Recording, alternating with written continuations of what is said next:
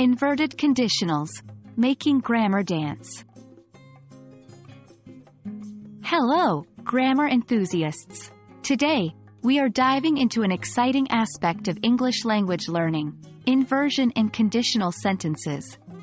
Specifically, we're going to be exploring how we invert the subject and auxiliary verb to create dynamic and dramatic conditional sentences. Buckle up, because this grammar ride is going to be an exciting one. Before we delve into inversion, let's quickly remind ourselves what conditional sentences are. Conditional sentences express hypothetical situations and their potential results. They are usually composed of two parts: the if clause, condition, and the mon clause, result. For example, if you study hard, you will pass the exam. Now that we're refreshed on conditionals, let's talk about inversion. Inverted conditionals, also called inversions in conditional sentences, is a way to make your sentence sound more formal or dramatic by reversing the usual word order. Instead of starting with the subject followed by the auxiliary verb, as in, if I had known, we begin with the auxiliary verb followed by the subject, had I known. So, how do we form these inverted conditional sentences?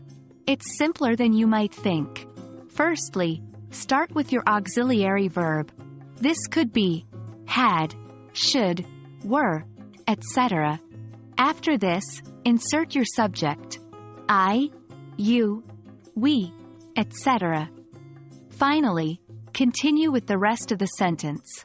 Remember, the if is dropped in this structure.